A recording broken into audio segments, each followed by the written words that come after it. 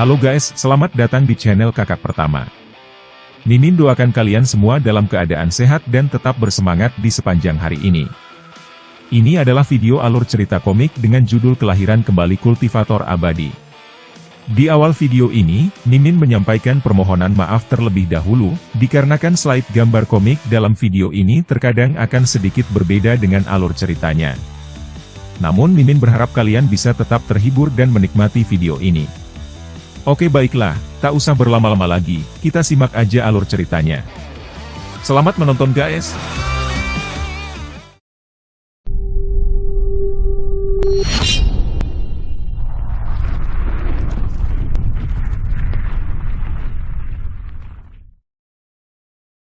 Setelah itu, Chen Fan menyewa sebuah rumah dan tinggal bersama teman-temannya. Meskipun Master Xi tidak khawatir bahwa Chen Fan akan melarikan diri setelah ia memperoleh ramuan spirit, Nona Zheng menugaskan pengawal berjaga di luar rumah Chen Fan dan mengawasi setiap gerakannya. Chen Fan tidak keberatan dengan pengawasan tersebut. Begitu dia mendapatkan esensi 1000 kayu pinus, dia mulai membuat ramuan yang disebut pil pengumpul esensi. Pil pengumpul esensi tersebut adalah salah satu pil yang paling umum digunakan oleh para kultivator untuk meningkatkan spirit ki mereka. Yang lain yang umum digunakan adalah pil penambah esensi. Berkat pasokan herbal yang berlimpah di kota Jiuding, Chen Fan telah selesai membuat pil dengan sangat cepat. Dia mampu membuat lebih dari 100 pil pengumpul esensi dengan menggunakan esensi 1000 kayu pinus. Dan itu seharusnya cukup untuk 2 tahun. Dengan pil pengumpul esensi ini, aku lebih percaya diri dalam mencapai tahap kelima dari teknik pemurnian tubuh fana.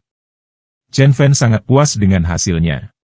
Dia yakin bahwa dengan bantuan pil pengumpul esensi, dia akan dapat mewujudkan rencana yang sebelumnya tidak mungkin.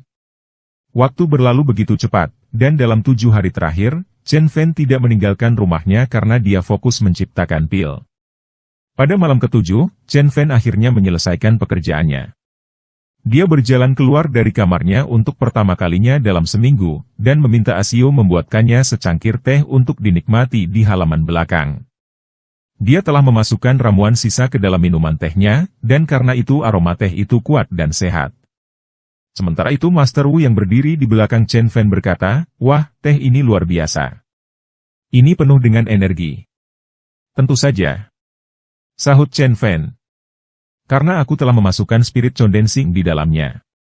Beberapa saat ketika Chen Fan meminum tehnya, ia lalu memanggil Asiu dan berbicara kepadanya. "Kami akan melakukan perjalanan berbahaya. Kamu telah mendengar dari Master Wu sendiri bahwa ada monster ular yang hidup di bawah kolam, dan monster itu mampu melukai guru Master Wu. Aku sarankan kamu pulang dan tidak ikut dengan kami. Aku tidak bisa menjamin keamananmu." "Hah?" Asiu berseru dengan terkejut. Chen Fan melanjutkan, "Aku akan meminta Tuan Suao untuk mengatur sekolah atau pekerjaan untukmu. Terserah kamu." "Tidak." Mata Asiu bersinar dengan amarah setelah mendengar kata-kata Chen Fan. Dia mendongak dan menatap Chen Fan, melembutkan wajahnya sedikit dan memohon. "Aku telah melewatkan satu kesempatan. Aku tidak ingin membuat kesalahan yang sama lagi. Tolong, jangan kirim aku pergi." Dia melirik sekilas ke wajah Chen Fan. Namun, dia tidak melihat apa-apa selain tatapan ketidakpedulian. Dia merasa bahwa orang di depannya bukan lagi seorang Chen Fan yang peduli dan pengasih, tetapi seseorang, atau sesuatu yang berada di luar perasaan dan emosi manusia. Untuk pertama kalinya, dia merasakan takut. Lalu, entah dari mana, dia mendengar suara Chen Fan turun ke arahnya dari atas. "Aku tahu apa yang kamu pikirkan. Tetapi aku memperingatkanmu, perjalanan yang akan kamu tempuh akan berliku. Kamu tidak bisa berkultivasi tanpa ketulusan hati. Dan ingat ini, jalan Dao tidak pernah datang dengan mudah," kata Chen Fan lagi dengan suara keras. Statusnya yang juga adalah Dewa Surgawi, membuatnya berbicara tegas untuk menjatuhkan tekanan ke dalam pikiran gadis muda itu. "Jalan Dao tidak pernah datang dengan mudah?" Asiu mengulangi setelah Chen Fan. Dia tahu bahwa Chen Fan sudah melihat melalui benaknya. Meskipun dia bisa mendapatkan jaminan akan menerima pendidikan atau pekerjaan, tetapi Asiu telah lebih dari sekadar terpesona setelah melihat kekuatan luar biasa Chen Fan di turnamen. Dia menginginkannya untuk dirinya sendiri. Jika dia memiliki kekuatan itu, dia tidak akan lagi bergantung pada orang lain seperti sebelumnya. Chen Fan duduk di bawah sinar rembulan. Kulitnya memantulkan cahaya bulan yang dingin ketika dia mengintip ke dalam benak gadis itu dengan sepasang mata yang dalam dan bijaksana. Jika kekuatan Dao bisa dimiliki oleh siapa saja dengan mudah, maka dunia akan jatuh ke dalam kekacauan dan kekacauan. Tanya saja kepada Master Wu. Mendengar kata-kata Chen Fan, Asiu memandang Master Wu. Ketika saya menjadi murid, guru saya telah menguji tekad dan resolusi saya selama 10 tahun, sebelum dia mulai mempercaya saya sepenuhnya. Kata Master Wu menceritakan perjuangannya berkultivasi kepada Asiu. Pikirkan baik-baik. Bahkan butuh waktu 10 tahun bagi saya untuk bisa mencapai tahap seperti sekarang. Apalagi dengan kemampuan Master Chen dengan teknik immortalnya yang memiliki kekuatan mistik yang besar. Bagaimana dia bisa meneruskan kemampuannya kepada sembarang orang? Asiu mengertakkan gigi dan berlutut di depan Chen Fan. Dia bersujud dalam-dalam dan kemudian berkata, "Tuan, tolong bawa saya. Saya tidak keberatan kerja keras, bahkan jika saya harus bekerja sebagai budak selama 10 atau 20 tahun, saya masih ingin belajar dari Tuan. Bangkit, sekarang," kata Chen Fan dengan tenang. "Aku bisa saja mengajakmu masuk dan menjadi gurumu. Namun, aku perlu menjelaskan kepada kamu bahwa begitu kamu menjadi muridku, hidupmu adalah milikku. Jika kamu berpikir untuk mengkhianatiku, aku akan memburumu bahkan jika kamu bersembunyi di gua terdalam di dunia bawah sekalipun." Suara Chen Fan tenang, tetapi setiap kata yang diucapkannya memiliki niat untuk membunuh. Tubuh Asiu sedikit bergetar dan kemudian dia berbicara dengan suara pelan. "Iya guru. Jangan panggil aku guru. Kamu belum lulus menjadi muridku. Kamu belum layak memanggilku guru," seru Chen Fan membantah. Wajah Asiu mengeras dan kemudian dia berkata, "Mungkin aku belum layak, tapi aku akan meningkatkan diriku melalui kerja keras." Segera setelah gadis itu berdiri, Master Wu membungkuk pada Chen Fan dan memberi selamat kepadanya, "Selamat, Master Chen. Anda telah memilih murid yang bagus." Chen Fan hanya mengangguk. Dalam hatinya dia berkata, Asiu bukan muridnya, masih belum. Tidak ada yang bisa membayangkan apa yang telah Chen Fan lalui sebagai murid dari Changqin, Master Abadi. Setelah Chen Fan dipilih oleh Master Abadi Changqin, ia telah berjuang untuk hidupnya di dimensi immortal milik Master Abadi Changqin selama 10 tahun. Setelah beberapa kali lolos, ia akhirnya menjadi murid resmi ke-7 Master Abadi Changqin. Master Abadi Changqin telah memilih lebih dari miliaran kandidat, tetapi hanya segelintir yang bisa berhasil dan layak belajar darinya. Tidak sakit tidak ada untung, begitulah cara kultivasi. Jika Asiu benar-benar bertalenta dan bisa menyeberangi lautan roh sendirian, aku akan mempertimbangkan untuk mengakuinya sebagai muridku. Demikian Chen Fan berkata dalam benaknya. Jika dia berbakat, dia mungkin bisa mencapai tingkat lautan divine. Saat itu dan hanya itu, Chen Fan akan menganggapnya sebagai murid resmi. "Ayo istirahat setelah aku selesai minum teh bersama. Kita masih memiliki perjalanan yang sulit di depan." Chen Fan lalu menuangkan secangkir teh dan menyerahkannya kepada Asiu. Tanpa berpikir terlalu banyak, Asiu menuangkan isinya ke tenggorokannya. Tiba-tiba, dia merasakan dingin dari tenggorokannya sampai ke perutnya. Dinginnya dengan cepat berubah menjadi sensasi terbakar. Segera, uap naik dari kulitnya seolah-olah dia terbakar. Bum, kabum. Gelombang bunyi letusan muncul dari kulitnya. Dalam sekejap, tubuhnya ditutupi dengan lapisan zat hitam yang keluar dari kulitnya. Asiu tiba-tiba merasakan tubuhnya terasa jauh lebih ringan dan lebih energik. "Ini cuci sumsum." Dan tubuhnya telah dilahirkan kembali, Master Wu berseru.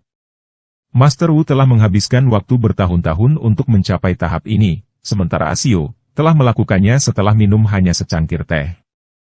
Begitu dia membersihkan dirinya dari dalam, pencerahannya tidak akan terlalu jauh. Merasakan perubahan luar biasa di dalam dirinya, Asiu berlutut dan bersujud kepada Chen Fan dengan hormat. Chen Fan menerima rasa terima kasihnya dengan mudah. Secangkir teh ini mungkin telah mengubah hidup Asiu. Sekarang dia bukan lagi gadis kecil yang lemah. Sebaliknya, fisiknya menyaingi atlet-atlet top dunia. Tubuh yang kuat dan tangguh adalah prasyarat untuk tugas mereka di depan. Melihat ekspresi iri Master Wu, Chen Fan berkata, "Setelah kita selesai di kolam Nagain, Anda akan meminum teh itu juga." Master Wu bergegas berlutut di depan Chen Fan dan mengumumkan, "Terima kasih, Master Chen. Saya tidak akan mengecewakanmu." Chen Fan tersenyum dan berlalu. Keesokan paginya, Chen Fan dan gadis berdarah campuran bertemu kembali. Selama pertemuan, Chen Fan mengetahui bahwa nama gadis itu adalah Zheng Anqi.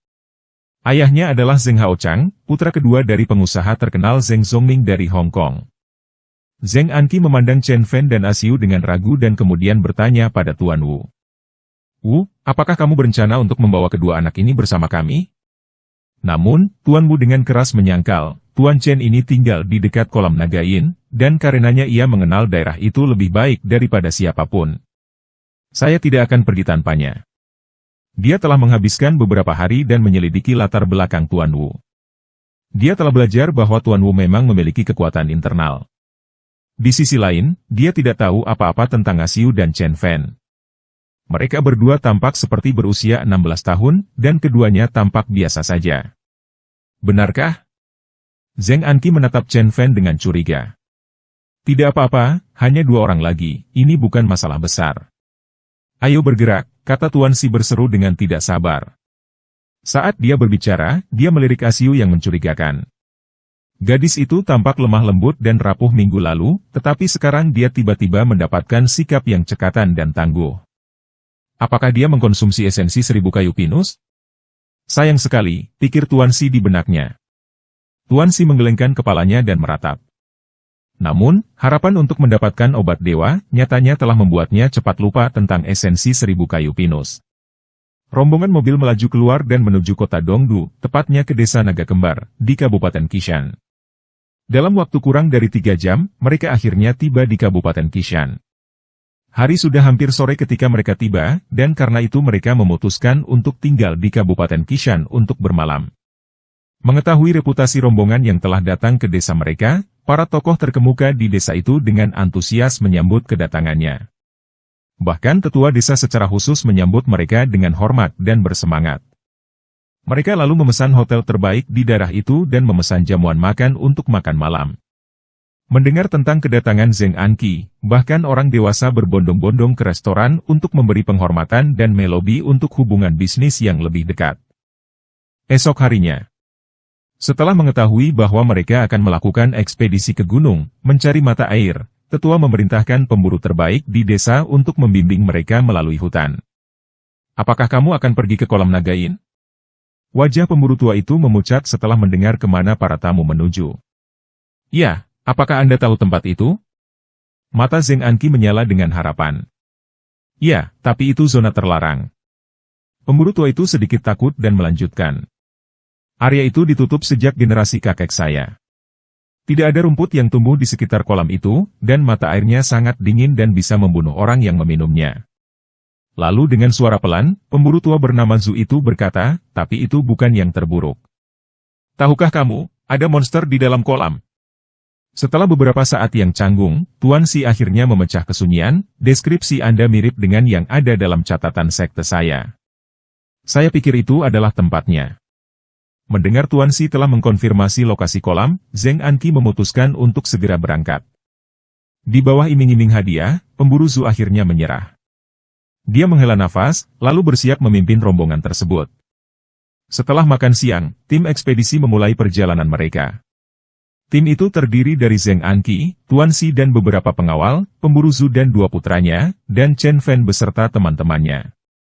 Ketika mereka berjalan lebih dalam ke gunung, Tuan Wu mengerutkan alisnya dan berkata, "Master Chen, ada sesuatu yang tidak beres. Mengapa mereka masih membutuhkan kita, bahkan setelah mereka menemukan pemandu jalan?" Chen Fan mengaitkan tangannya di belakang dan berjalan dengan gesit di jalur gunung berbahaya. Dia berkata, "Itu karena mereka sama sekali tidak mempercayai kita. Mereka ingin kita bepergian dengan mereka, karena mereka tidak ingin kita menyebarkan berita tentang misi mereka," kata Chen Fan dengan mudah. "Namun, saya masih tidak yakin apa yang mereka cari di kolam Nagain.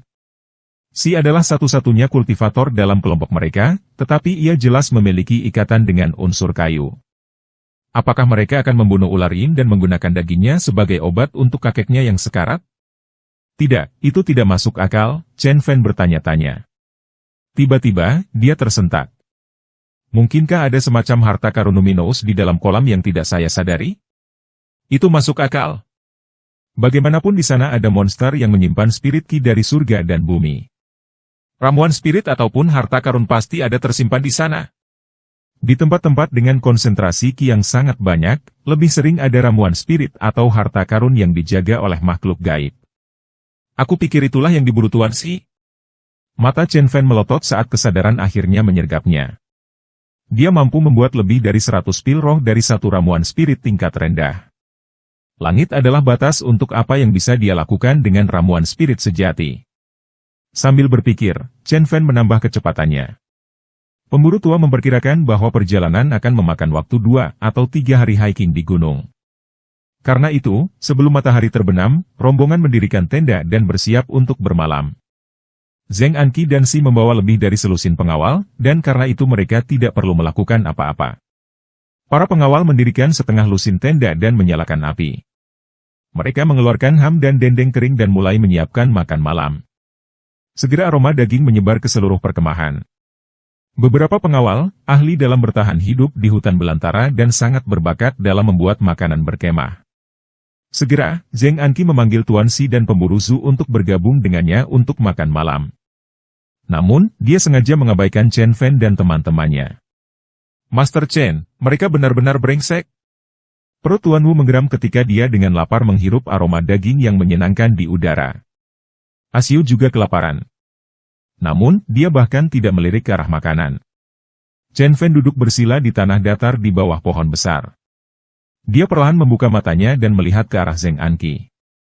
Di mata Zheng Anqi, Chen Fan dan kelompoknya adalah penduduk kota yang tidak memiliki kemampuan bertahan hidup di hutan belantara. Dia bertaruh bahwa hanya masalah waktu sebelum Chen Fan datang meminta makanan. Di dalam hatinya Chen Fan tersenyum tipis. Meskipun caramu itu kotor, tetapi ini mungkin waktu yang tepat. Dan aku sudah bersiap untuk itu. Chen Fan lalu mengeluarkan 2 pil dari botol kecil dan memberikannya kepada Master Wu dan Asiu. Begitu Asiu dan Master Wu menelan pil, mereka merasakan semburan energi segar di dalam diri mereka, mengisi setiap sel di tubuh mereka. Segera, pori-pori di kulit mereka terbuka ketika uap naik dari mereka. Sensasinya nyaman dan menyegarkan. 1 pil pengumpul esensi dapat memberikan energi yang cukup untuk tubuh manusia selama 10 hari. Selain itu, ia memiliki efek mencuci sumsum yang dengan cepat mengeluarkan elemen jahat dalam syaraf seseorang. Itu sangat bermanfaat bagi kultivator karena pil ini dapat membantu mereka untuk mengisi kembali esensi sejati mereka dengan cepat. Master Chen, apakah ini yang disebut pil roh? Tuan Wu perlahan membuka matanya dan merasakan peningkatan signifikan dalam kekuatannya. Aku merasa tubuhku jadi jauh lebih segar. Ya. Aku juga merasa sangat nyaman dan tidak terasa lapar lagi. Sahut Asiu juga menimpali. Oke, dan berhentilah bicara. Kalian berdua duduk bermeditasi dan lakukan pertapaan seperti yang sudah kuajarkan pada kalian. Chen Fan menutup matanya dan memberikan instruksi kultivasi kepada murid-muridnya dengan menggunakan energi misteriusnya. Begitu Asiu dan Master Wu mendengar suara Chen Fan di pikiran mereka dengan cepat duduk dan menutup mata mereka seperti yang diperintahkan. Apa yang mereka lakukan? Zheng Anqi bertanya ketika dia memperhatikan perilaku aneh dari ketiganya yang hanya terduduk diam. Mereka sedang beristirahat, berusaha menghemat energi mereka. Mari kita lihat beberapa hari ke depan. Mereka akan menyerah padamu betapapun kerasnya mereka. Kata pemimpin pengawal Zheng Anqi mendengus. Setelah itu, mereka beralih topik dan dengan cepat lupa tentang Chen Fan. Tuan Si awalnya curiga dengan perilaku aneh mereka, seolah-olah mereka sedang berkultivasi. Namun, menurut teori sekte Dao yang ia pahami, jika demikian maka mereka nantinya akan merasa lebih lapar dari sebelumnya. Setelah beberapa jam, api padam, dan semua orang kembali ke tenda masing-masing untuk tidur. Pagi berikutnya, kelompok itu menemukan Chen Fan dan teman-temannya masih duduk bersila di tempat semula. Namun, mereka tidak terlalu mengambil perhatian karena semua orang sibuk menurunkan tenda. Chen Fan tidak membuka matanya sampai kelompok itu akan berangkat lagi. Asiu merasakan desakan kegembiraan seperti yang belum pernah dia alami sebelumnya. Setelah kultivasi 1 malam, dia akhirnya mencapai tahap menengah, tahap yang sama dengan Wei Ziqing. Kekuatan internal mengalir deras di dalam dirinya, mendorong tekadnya untuk melanjutkan kultivasinya. Aku harus mengikuti Tuan Chen dengan cermat, dan suatu hari, aku akan membuktikan diriku layak menjadi murid resminya. Tak berbeda jauh yang dialami Master Wu. Meskipun raut wajahnya tenang dan ringan, tapi hatinya dipenuhi dengan emosi kegembiraan. Setelah 1 malam berkultivasi di bawah bimbingan yang benar, ia telah membuat kemajuan lebih dari 3 tahun kerja keras. Luar biasa! Master Chen adalah manusia, namun keterampilannya setara dengan makhluk immortal. Master Wu dipenuhi kekaguman. Tiba-tiba, dia merasa beruntung karena bertemu dengan Chen Fan. Kekalahannya oleh Chen Fan ternyata telah menjadi berkah tersembunyi. Pada hari ketiga, mereka akhirnya bisa melihat kolam naga yin dari kejauhan. Sesuatu telah menakuti pemburu Zhu, dan dia menolak untuk melangkah lebih jauh. Tetapi tidak seorang pun yang mendengarkannya. Saat Zheng Anqi dan Tuan Xi bergegas menuju kolam naga yin dengan penuh kegembiraan. Chen Fan berdiri di sebuah bukit kecil dan memperhatikan ke arah kolam. Dia melihat kabut tebal energi yin yang menjulang di atas kolam, yang mengkonfirmasikan dugaannya bahwa kolam tersebut adalah tanah suci bagi para kultivator elemen yin. Ya, itu adalah kolam naga yin. Chen Fan mengerutkan alisnya lalu bergegas menuju ke kolam. Dan, demikianlah akhir dari alur cerita pada episode kali ini. Terima kasih kepada kalian semua yang telah menyimak video ini sampai selesai. Tak lupa Mimin ucapkan terima kasih yang sebesar-besarnya, kepada semua yang sudah subscribe dan like channel Kakak Pertama ini. Sampai ketemu lagi di video-video berikutnya, semoga semuanya selalu sehat, tetap bersemangat dan diberikan rezeki yang berlimpah, amin.